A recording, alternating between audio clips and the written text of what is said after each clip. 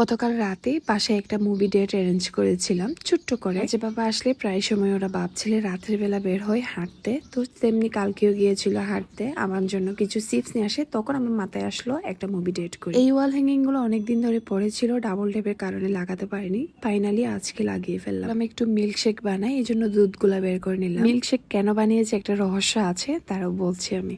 তার আগে পপকর্ন গুলা ভেজে নিই। পপকর্ন ভেজে ভেজে ভাবছিলাম নেক্সট ব্লগ কি নিয়ে বানানো যায়। এই যে পপকর্ন হয়ে গেল, পপকর্নের সাথে একটা ম্যাজিক মশলা এড করে দিলাম। আমার কাছে কিন্তু ম্যাজিক মশলার ফ্লেভারটা ভীষণ ভালো লাগে। এইবার মিল্কশেক বানাবো, একটা কাপেই বানাবো, আমরা 4 জনের হয়ে যাবে। ওরা তেমন একটা খাবে না, বাচ্চারাও ঠান্ডা যে এই জন্য খাবে না, আমি খাবো বেশিরভাগ। এই যে এই চকলেটটা রাত্রে নিয়ে আসছিল, তাকে আমি বলছিলাম কিছু ডার্ক চকলেট নিয়ে এসো, অনেকদিন হলো কেক বানাই না, মানে আমি ব্রাউনিস বানাতে চাচ্ছিলাম। তাকে যে এত ব্রাউনিস বললে সে চিনবেই না, বলবে এগুলা কি, আবার এত কি বানাও, এরকমই বলবে। তো এই জন্য আমি বললাম তুমি ডার্ক চকলেট নিয়ে এসো কেক বানানোর জন্য। এই যে আমার জন্য নিয়ে আসছে সে ছোট্ট একটা ডার্ক চকলেট, এটা দিয়ে আমি কি কেক বানাবো বলো দেখি। একে ব্রাউনিসে অনেক বেশি ডার্ক চকলেট লাগে।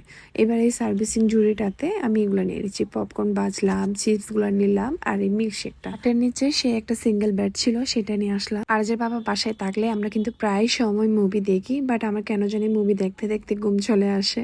বাট কালকে একদমই ঘুম আসছিল না, বাচ্চারা সহ। এমনকি আজকে যেহেতু স্কুল অফ, মানে স্যাটারডে, এই জন্য ভাবলাম কালকে বাচ্চারা সহ মিলে আমরা মুভি দেখবো। ওরা রুমেই ছিল, বাট যখন বললাম রেডি তখন একদম দূরে আসে। ট্রাস্ট মি, কালকে এমন একটা কাহিনী হয়েছে, হাসতে হাসতে শেষ। কি খাবে নাকি মুভি দেখবে। আজকের ভিডিওটা এখানেই শেষ করছি। তোমাদের সাথে কথা হবে নতুন কোনো ভিডিওতে, ততক্ষণ পর্যন্ত ভালো থেকো, সুস্থ থেকো, আল্লাহ হাফিজ।